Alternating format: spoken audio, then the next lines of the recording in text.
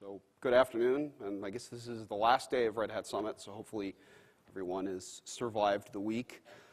I'm Brendan McAdams. I'm a developer. I work on serverless tech, specifically OpenWhisk at Red Hat, and that's what I want to talk about. I apologize in advance as well. I had my laptop chew up some slides earlier that be a little more abstract here, but the idea is to give you an overview of what Apache OpenWhisk is, more than anything, but also talk a little bit about what we've been doing with OpenShift and making it run on OpenShift. And I've actually got it running on my very flimsy tablet processor laptop, which wasn't the most fun thing to get working today, but it runs. So you can take Minishift, drop it on, you can run and do this full deployment. Now when we talk about OpenWhisk, inevitably one of two terms or both come up, which is serverless or function as a service, depending on how pedantic people want to be or how specific.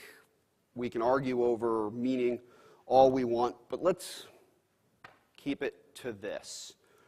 I've spent a lot of time dealing with the sort of reactive programming side of things, lots of event-driven stuff over the years. So for me at least, this is where I hook it in, and the most important item being the first, which is that we're talking about responding to events by invoking functions. I think the first serverless platform a lot of people saw was AWS Lambda, which that was the thing for me when I first picked it up was, oh, it's events. So you could do things like when an S3 bucket changes, have it invoke a Lambda function. Great, you've got a trigger there. And these are your events because we're writing functions. These are loaded and executed on demand. Typically on these platforms, OpenWhisk is no different. So that when an event occurs, a function that we've already written and configured is loaded and executed. But we're not keeping those resources around. We're not keeping a server running to execute my S3 trigger thing unless it's needed. In the case of OpenWhisk, we do that using containers, bring things up, bring things down, as they're not needed or needed. And so it's all executed on demand. And then, because they're events, where are those events coming from? What I've seen in a lot of these environments is that these events are not necessarily being generated internally. They're not necessarily generated by your serverless system, but all of the other parts of your products and services that you have moving around, or even just something like a webhook. So Apache OpenWhisk, been around for a while, started as a project at IBM. It's now an Apache Incubator project. It's Apache 2 licensed, fully open source. Red Hat is contributing as well. I believe Adobe has gotten involved. And there's a lot of activity going around improving this and continue to scale it out. Some of the stuff that's happened in the last 6 months or so include some ability to have more, basically clustering with the controllers, with the pieces that interface from OpenWhisk with the outside world so that you have more failover. And in addition, well, we'll talk about in a minute the work that we've done on OpenWhisk and OpenShift. So with OpenWhisk, there's a variety of languages that are supported. Three of the ones in particular, and the ones that we've focused our support mostly on, are making sure they work on our setup, is Node, Python, and Java. These also seem to be the most popular ones. There is support in the OpenWhisk upstream open source for things like Swift and PHP and other things, but we haven't spent much time, at least here, really going through those as they're not the kinds of languages we're chasing. I see Node as a pretty popular language on all of these serverless setups. Lambda, for example, I think it was just Java to start with, or just Node, one of those. But everybody seems to really like using Node for that. And you can deploy on the cloud of your choice or the laptop of your choice. OpenWhisk will drop in. Out of the box, it's got Docker support. We've been working on adding support for OpenShift, which means Kubernetes support as well. So OpenWhisk on OpenShift, as I said, we've been working at Red Hat to improve and expand upon OpenWhisk and more things down the road. But if you saw the demo this morning, the keynote, Some of the stuff that was shown was function as a service, including a demo environment built on our changes to OpenWhisk. So in order to get OpenWhisk to run on OpenShift, we needed Kubernetes support. OpenWhisk had just Docker out of the box. My coworkers and I worked for a couple months, got everything in. Kubernetes support is in there. There's some other stuff that we're eventually going to push up, and including, I think there was something with filtering by pod tags, so you can sort of configure out with things. But once it's there, it goes. So we've also provided a template or templates for using OpenWhisk on OpenShift. And I thought I put that slide in somewhere. Oh, it's the next one. They're available on GitHub, and the instructions are there as well. But the whole idea is this is a template that you feed to the OC command for dealing with OpenShift, and it will run everything. It'll fetch the right containers. There's versions embedded based on whatever the latest version we've published is, and that's enough to get you up and running. So if you have something like Minishift, which is a local, basically, development install of OpenShift that you can run, just uses Kubernetes. I've got it on my laptop. Or you've got your own large-scale, we've built out an OpenShift installation, you should be able to pick up OpenWhisk and run it on there. And there are plans down the road. Right now, we're focused on take it and run it yourself. There will be an opportunity down the road for something where potentially a hosted service or something else where it's ready to go and there. We're not at that point yet. Otherwise, I guess I would be saying, hey, you can go do this. So this is the core piece, which is getting OpenWhisk to run on OpenShift. There's another team as well at Red Hat that's been doing some work and has gotten an AMQP feed together for OpenWhisk. I am not, unfortunately, going to be able to demo that today. I had to still do some stuff to finish to get getting set up. But the idea is you can plug in an AMQP and receive events and have those come from AMQP into triggers or however else you want to break those down and describe them in your OpenWhisk setup. And these kinds of packages, and especially AMQP feed support and everything else, are what allow us to expand what we can do on our serverless platform. Any questions so far? So this is loading OpenWhisk on OpenShift. There's a Git.io shortcut link, which is directly to that template. So you ask the OC command to process this template from the URL, and then the results of that being processed, which includes variable substitution and everything else, gets fed into a create command. Now after this, you'll end up waiting a bit. There are containers that have to be downloaded and everything else for all of the different components of OpenWhisk. And you'll see those, and on a single Kubernetes setup or whatever else, you're going to have a whole bunch of stuff. You'll have all of the moving parts, which is going to include CouchDB, which is used for the internal activation storage, Kafka. You've got a controller for dealing with requests, and then pools of containers that actually execute things. The core piece of all of this is an action. This is the basic unit of work when we talk about OpenWhisk. It's a function. And they are stateless. So this isn't, your function isn't going to keep running forever and be able to accrue information in memory or even on a local disk or anything else to keep.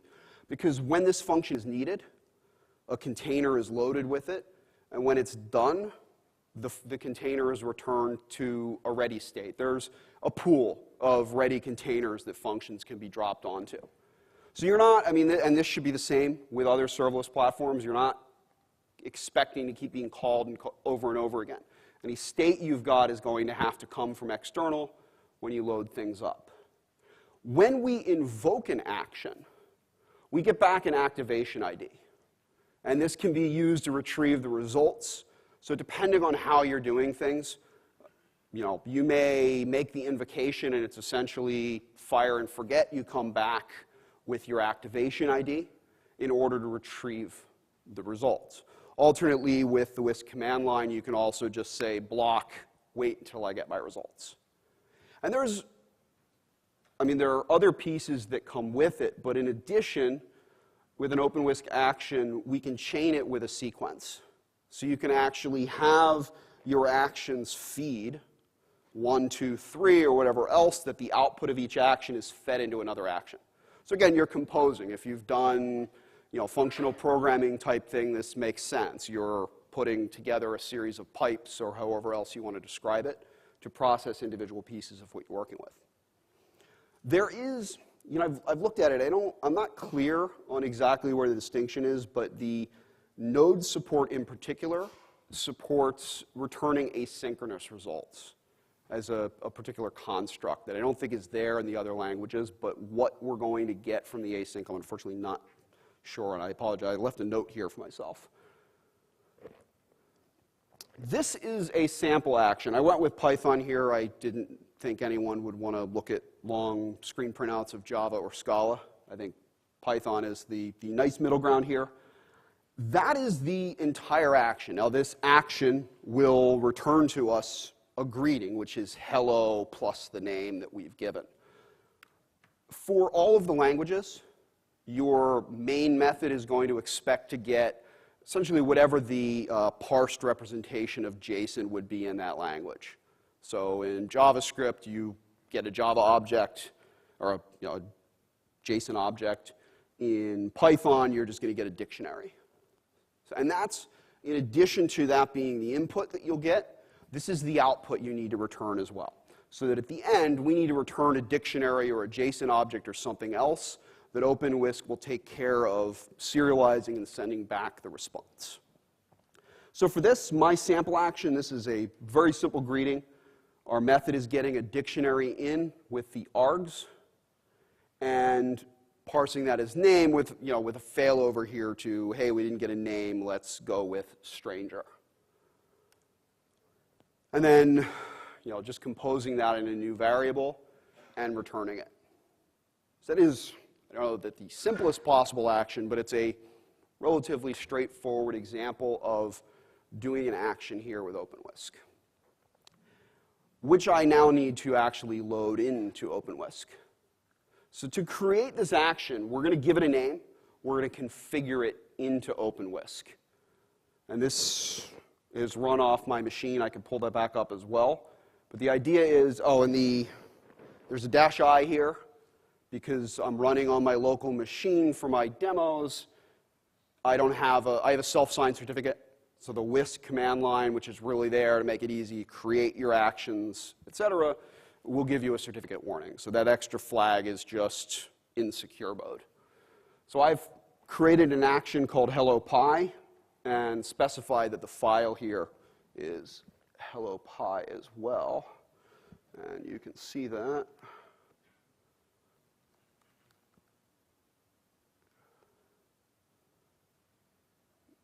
That's the wrong window anyway, I think.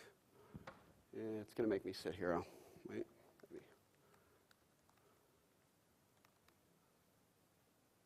Really? You're going to make me sit here and not respond?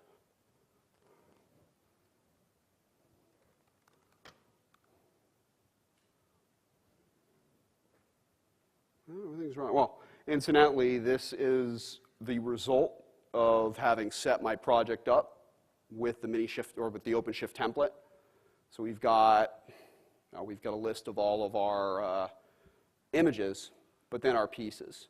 So there's several services here, pieces that are the core of what OpenWhisk is going to be using. Nginx acts as the API gateway. CouchDB, as I mentioned, is there. It's the data store. So it stores information about what functions are configured.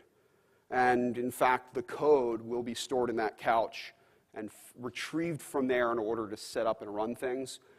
And then you've got things like Kafka, which is used to communicate between components, and your invoker, which is taking care of the actual execution of functions. So the invokers will have a pool of containers that they can utilize to execute the functions as needed. And then it's just all, I'm just trying to figure out why I am not getting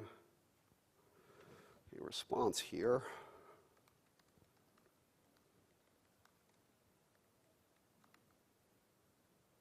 Of course not.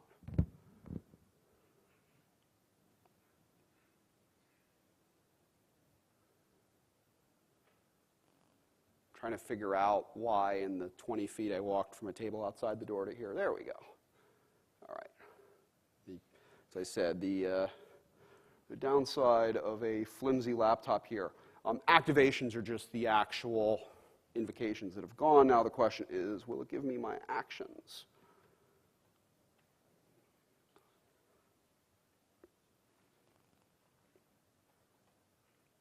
Maybe not.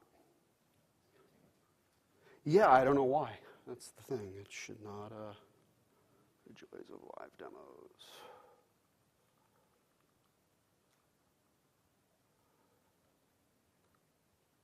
See if this one invokes.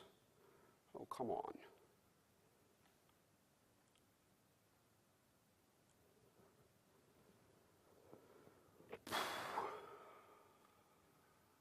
Joys of live demos.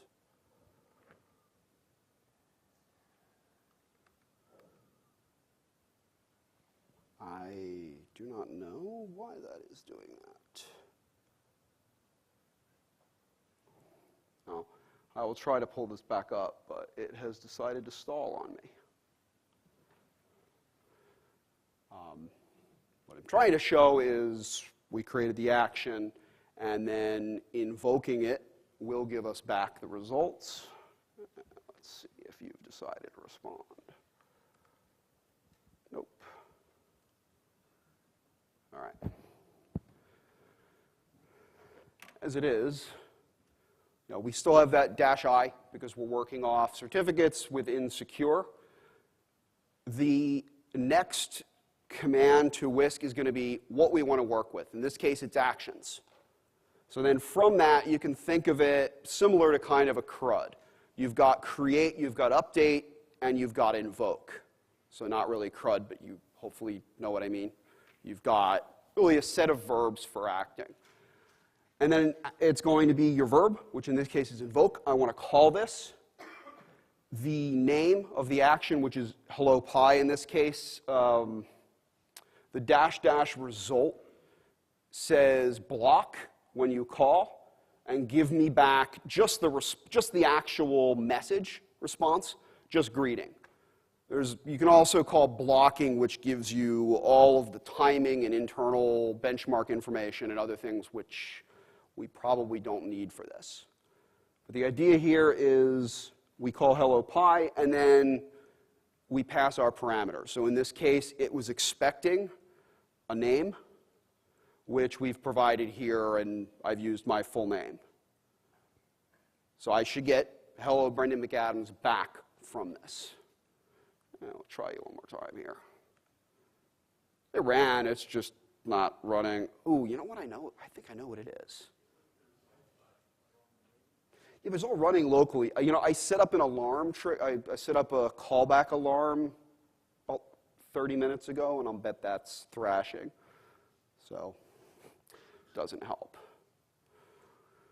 So, whatever it is, yeah, the Wi-Fi doesn't help. We were talking about this yesterday of how do you manage a live demo? And then I blew off my hotspot bandwidth earlier. But, assuming we see that is sort of the simplest. I describe the action as the simplest unit of work. And when I actually have a working terminal window, it is. We can call this action, get basic input through it. The next piece of it is really what do we do to combine multiple action results? And this is where action sequences come in. And I apologize. I don't know if that slide is as readable as it should be. The idea is we take multiple functions. So I mentioned functional programming because I've spent a lot of time in that world, but you can even just think of it as Unix pipes in a way, or MongoDB aggregation if you've been in that world, because that was all just based on Unix pipes. The idea here is that the output of one function is the input to another. Now this does mean we have to remember our parameter names. If this function outputs name as its parameter, the next function would have to expect to get name as its input. So what I've done here is create a function I just called alpha name for lack of something better. The idea is to just split it up so that instead of Brendan McAdams, it's McAdams, comma, Brendan. So this function we'll call first. It will change the name, and we'll see that in another function's output. So creating the sequence, you already will have your actions created on the server. So you're not loading code directly here. We've already got alpha name and hello pi loaded as valid actions in OpenWhisk. And we're simply saying to create a new sequence action. I'm calling this munge hello. And then dash dash sequence and a comma delimited list of actions. You can use, there's inbuilt actions, some utility actions like split and strip and join and other things in OpenWhisk that you could use here as well if you're building a pipeline. But for sanity's sake, we've just got two examples that we've shown. One takes a name, splits it on a space, and makes it essentially last name, comma, first name, and the other just prints hello, whatever name I've got. So now my original function, hello pi, is preceded by alpha name, and invoking munge hello is going to give us the hello McAdams, comma, Brendan. This kind of gives us our small piece of work that we can build out and then use with other components as we go along. Is that making sense? Okay. I wonder if that ever finished. Try one more time here. Yeah, I don't know. I'm guessing it's that trigger, but I'll have to come back and look. So speaking of triggers, OpenWhisk has triggers and rules, the idea of which is to drive these events further. So that a trigger is really a channel for events. And if you look at the OpenWhisk docs, I think they describe it as a class of events, which kind of makes sense. You know, it's not a message bus where every event goes in. A trigger is typically going to describe one action, like log in or log out or delete account. We link these with rules to one or more actions. So that a trigger can actually, a rule, forget it. I'm getting things backwards. A trigger uses a rule to resolve an action, for lack of a better word. But a rule can actually point to multiple actions in the process. So that a trigger, maybe we'll call it upload photo. Well, I have no idea where that comes from other than the demo this morning. So you upload a photograph, and sure, you might have one action. And everybody in the programming world has dealt with at least once that question of, should I copy and paste a bunch of code from other places? Should I reuse this? Should I split this up? This makes it easier, I think, to resolve that question and decision. Have discrete functions, pieces, that you can reuse to do what you need. So a trigger named upload photo, let's assume this is an endpoint that I fire with an image of some kind, can call a series of actions. So maybe not safe for work filter.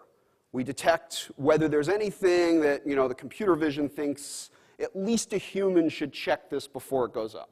We can generate a thumbnail. Well, what is this going to look like? We're going to have, Twitter, you've got that sort of little cropped image. You're going to have to generate that somewhere. And maybe parse location. If there's EXIF data or something else in the image, we can pull out. So that when we call upload photo, this rule will forward those invocation parameters to each of those three linked actions. So they can each operate on what's been sent through.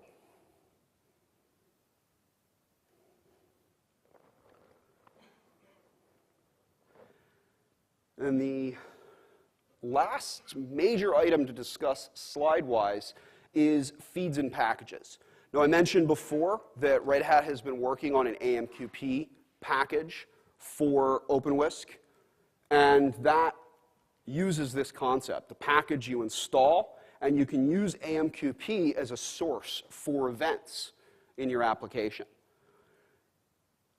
So the concept of packages in OpenWhisk is, it's really like I publish a Java library or a Node.js package or whatever else. It's grouped together, it's easy to install, and in this case, we get the package, but we also get the concept of feeds. And these are meant as external event sources that are part of packages. So in addition to here's some functionality, your package also has the ability to maybe add something on to retrieve information from elsewhere, such as AMQP. Or, and this was the one that I'm pretty sure is what's caused all of the problems in me trying to do live code here, there's a pre-built alarms package. And this is the kind of thing, like cron is one of those things that I've seen works great for function as a service. You've got a function that fires off every hour or whatever else, instead of maybe a database change triggering or an S3 change triggering, whatever else. That's the creation here. There's nothing to create this trigger. I don't really need anything special to say that it's a package. It's just the namespace. And I'm realizing I don't have, there. So that, we're creating a trigger named interval and specifying it can get its feed from Whisk system alarms interval. So that's a feed provided by the alarms package. We're going to run it every 2 minutes, although when you create this, it will also try to fire as soon as possible. And it will run every 2 minutes until the end of January next year, if it doesn't kill my beat-up laptop first. And we've got a payload that we can fire. So this trigger payload is just name Odin, place Asgard. And it's cut and paste from the OpenWhisk docs. So, without going into the whole Marvel continuity of the last couple months. The idea here is just that. This trigger uses the package. The package can now use its feed to emit events on that regular basis. Or, as I said, we could have these events coming out of AMQP or some other option. Questions so far? Yes?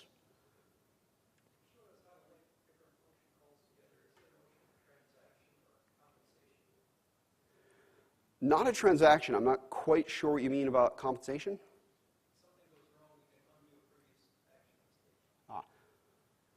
So I don't think that's something that's solved really in a function as a service framework. I have dealt with that at a similar level with doing microservices and the inevitable question of, especially like when I've done consulting at big orgs where it's, okay, we've got all these monolithic applications, but we're going to build our next thing and it's going to be 300 microservices, which is great until this question comes up. It's almost a one-size-never-fits-all kind of answer. I'm trying to think the best way to describe it, but it ends up coming down about you have to decide how and where you're separating your domain. So the problem is, distributed transaction across multiple microservices. Well, if an order fails, where do we have to touch this? Do we have to update the inventory microservice to say, oh, no, never mind, there's still one laptop left, and have we charged everyone and everything else? So this is more a problem that comes with making things smaller and decoupled. I wish there was a good fix for it, but in the short term, it can make things more complex. Yes?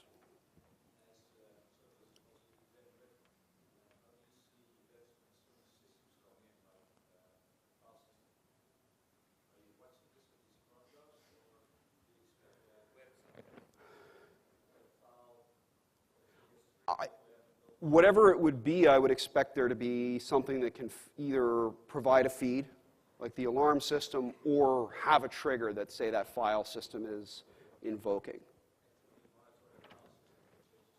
Right, and that would be something that I would provide like a package. So as we saw here, the actual tick for calling this trigger is coming from the alarm package. So it would presumably be the same thing. I haven't written anything to do file monitoring. There may actually already be something there, but it should just be something where you wire it to trigger, and if a particular place on the disk changes, or on S3 or wherever else, it should pull that up. But the other piece, which may or may not be entirely what you meant, is anything that happens, any action invocation is considered an activation. And there is a list of activations that should have come up very quickly there that will have, so it'll show you everything that's, yeah, I had that on the other window.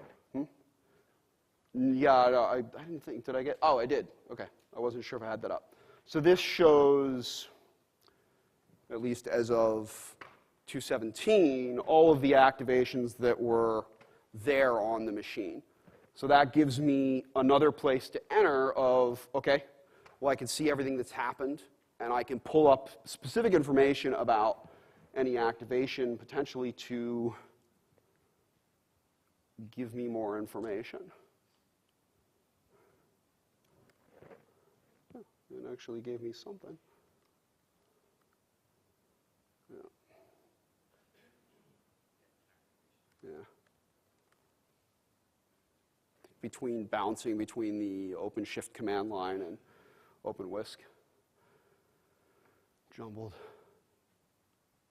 We can jump back on that when we get an answer on that. Is there another question along here, right? Oh, okay. Yes?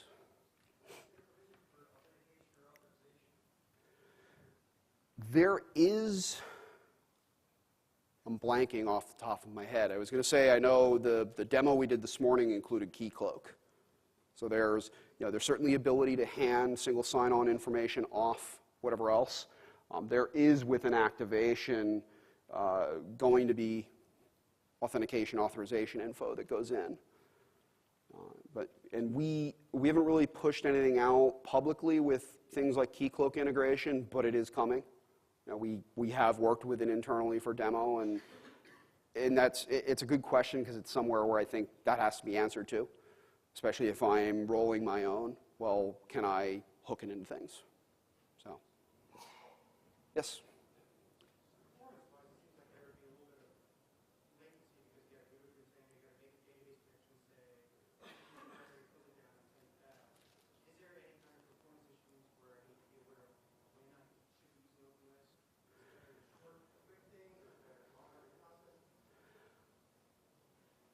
I don't know that I would say short, quick things, yes, is the way that you want to go. It's, if you're talking about something that has a large startup overhead, for example, your actual function. So as you're running a Java function. The JVM has, it's fast once it gets going, but it has some overhead startup time. So if you've got stuff that's going to just be running and running and running and churning like that, where it's a long startup time and maybe not that long of an operation, it might be worth looking at other options. But it's also something you probably optimize to execute better. When you talk about things like starting up, connecting to the database, you mean your actual function?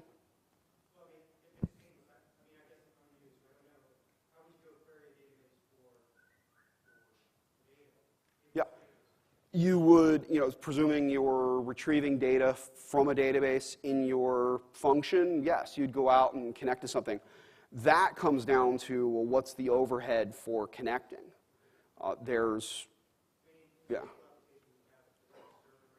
Right, and you have something constantly connected. It is a downside of stateless as well. Now, the way that things work behind the scenes, this was one of those places I was kind of fascinated as I dug through code. You weren't just saying, okay, I want to run, hello, Brendan, and it's going to have to bring up a whole set of containers and then bring up the container that can run Python and then run that function, there's going to be a warm pool of containers capable of running a given language sitting behind the scenes. When you make a request, the controller is the person who answers it, checks whether there's an action with that name or something else, and then hands it off to the invoker. The invoker is where we've done stuff like Kubernetes support, Docker support, because that's the sort of next step down. So whatever your invoker is now going to talk to your container system for what it needs. And it's really just going to say, okay, if there's a hot container for Python ready, open it, run this code, which should hopefully cut down your startup overhead, and continue to be so as you go along.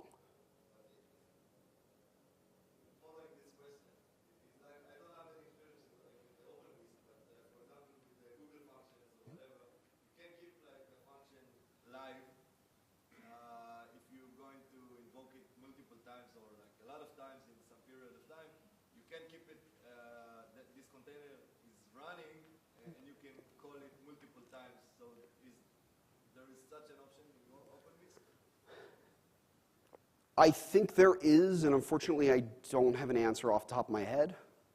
I apologize. Yeah, I'm not sure, sorry on that. Is there a generic way you would invoke functions from a web client or some other APIs? Yeah, it's just, you're just going to have a URL endpoint with which to retrieve this. You can call this from wherever you want and think of it as a kind of a webhook endpoint. And you can give it the URL, call it. It doesn't have to be from the Whisk command line. It's like anything else as a development tool. It makes it easier for doing the interaction at a developer level. But once you have something created, triggering it or whatever else is just a matter of invoking the URL and then potentially any authorization or other parameters that need to be sent in. Yes? Are there plans to support OpenWhisk functions as steps? I am not sure what the current answer is on that. I say that because it's been discussed before, but things have shuffled around. That might have to get back to you on that. I was just talking to a coworker on the way over too about that question, and some of that stuff is still up in the air, but it does. I remember we looked at it a few months ago, and I'm not sure what the status of that is. But I will bring it up again as well, since someone else has mentioned it. Sorry, the question was whether there's any ability to interact with Fuse, correct? Which is one of the functions as a service. Changed names recently, or either to Fuse or from Fuse. But, yeah. No, I'm. It's another internal function service. We have looked in the past at integrating. I don't know where we are on it yet, though, is the problem. Yes? Is the model for a function always single-threaded synchronous, or especially with Java, which has usually large memory overhead? It doesn't. It doesn't have to be synchronous. I don't think there's anything that would stop you from bringing up multiple threads. I just don't know if I would. For certain. You say this function OpenWhisk, you can send 10 requests to this JVM at a time, or per JVM, one request. As far as I know right now, it's one invocation for an instance of the JVM. So believe me, I've spun in my head a little bit something like having a hot JVM, or even looking at something like Graal or something else that will reduce startup time. But right now, to the best of my knowledge, it's one invocation. You can't kind of pull the JVM to go. Yes, sir. Is it possible to parallelize functions? Throwing those results back together? I don't know if there's anything specifically inbuilt for doing it. You could, that's at the point where I would start looking at probably a data model, though, like Spark, or that's better suited to these. Sorry, to go on that question. Yeah. What is the model between when you are chaining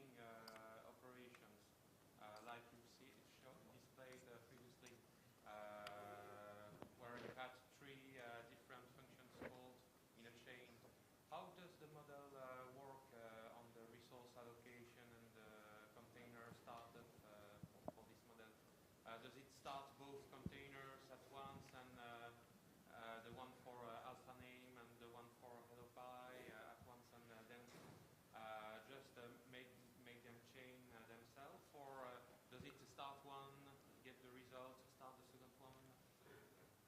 So the question is really what the execution order is. Yes. Are we bringing both containers up, have one container wait for the results of the other?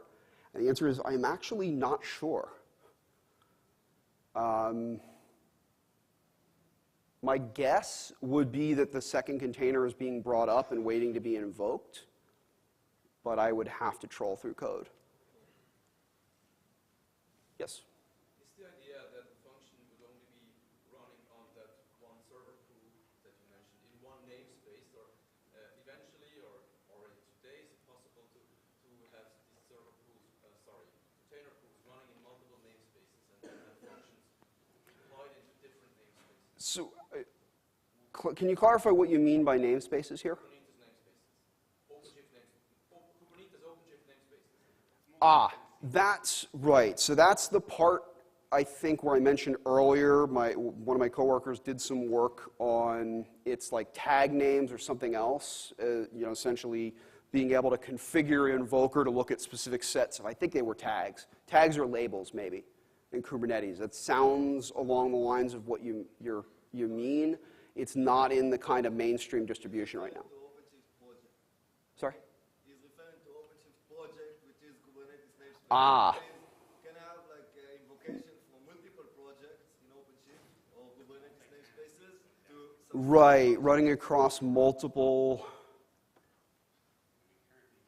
Yeah, I'm just trying to think, because it's like if I switch even my project on my local OpenShift, the OpenWhisk is running in there. I don't think it's at that level of running of OpenShift right now where you could separate that. in the scope of a project, OpenShift project, the OpenWhisk.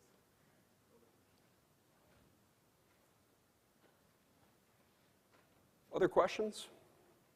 Yes? Yes, maturity level, is this something people should use in production, or is this something we should wait and see as it matures? It's been around for a while. I think 2015. IBM is running a hosted service with it. I think it's Blue Mix Functions or something along those lines. They were the originator of the project. The community has a lot of involvement, a lot of activity. It's in the incubator right now, working through that process. For me, it's been something where it looks good. It's not, I've looked at a couple other newer serverless projects recently where it's sort of clear, it's like, okay, this is running as a pet project, but it's not there yet. The level, the variety of things that can be done with OpenWhisk, the growing platforms that it can support. So now, being able to drop it on OpenShift or any Kubernetes installation, and it is being used heavily in production at other orgs where it's been shown to work. Right. Not quite there yet. When it comes to OpenShift, we encourage you to grab it and try it as a sort of preview release and let us know what you think and help us get to the point where the answer is definitely yes. Yes, sir. Are edge cases taken care of, where, for example, the container, the pod is running on a node, goes down, will that be, a place to get it off, something like that? There is, and the invoker is going to keep track of the container. So it's not, you're not going to have your execution resume at the point where it failed. But, the fact that a container went down will be detected. I'm trying to think whether it will predictively re-execute, though, and I think it's just going to be a failed activation, and you run it again.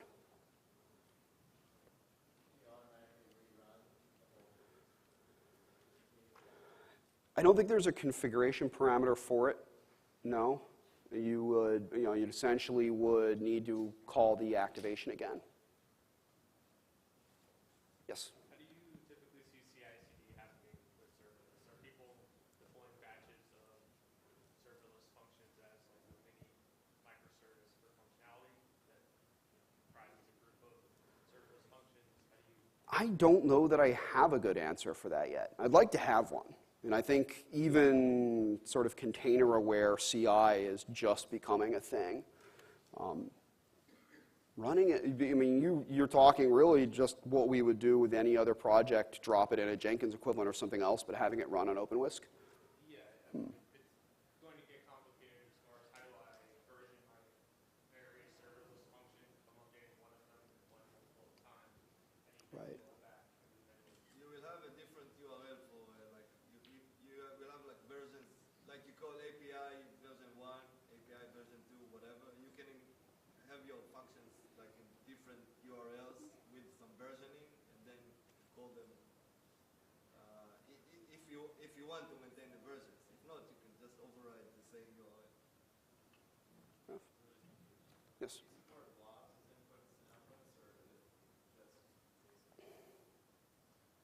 You can pass just straight parameters, so I think you should be able to support blobs.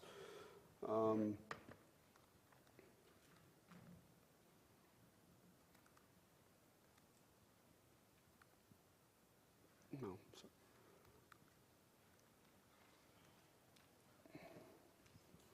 Yeah, no, sorry. I thought for a minute there was. As far as I know, it is JSON based.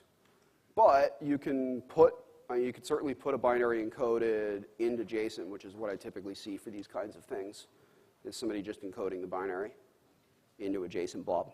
Not ideal, but things tend to work around JSON. All right, well, thank you, everybody. Have a good afternoon.